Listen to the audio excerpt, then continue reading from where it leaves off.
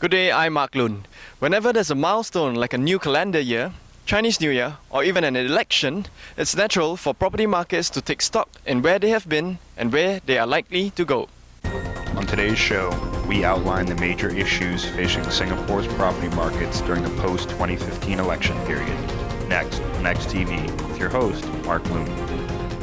The most notable event impacting Singapore's property markets between the 2011 and 2015 elections was, of course, the cooling measures. For a full accounting of these policy measures, please visit srx.com.sg/cooling measures. During the 2011 elections, the market cap of measurable resold HDB and private flats stood at $266.1 billion. At the 2015 election, the market cap was $272.8 billion. That is an increase of 2.6%, which translates on an annualized basis to 0.62%.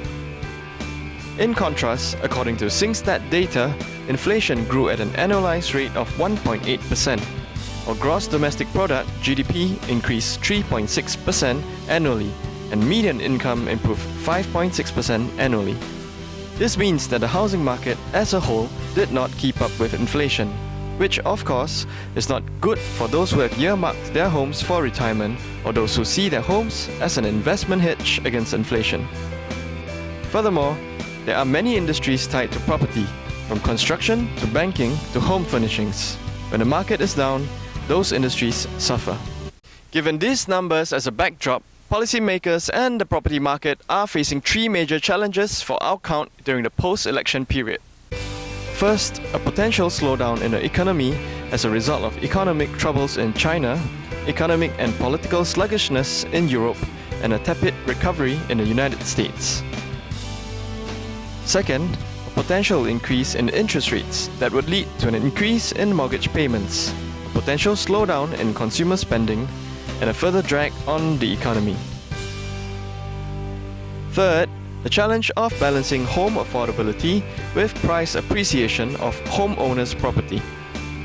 If we look at Singapore property since transaction records have been publicly available, the property markets have lagged other important macro indicators. As you can see from this table, since 1995, property prices have lagged median income and GDP.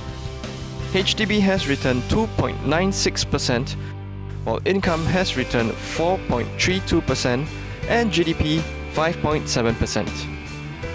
Both HDB and private apartments have beat inflation, but the question is whether premium of less than 2% over inflation is sufficient for housing to be an adequate savings vehicle for retirement.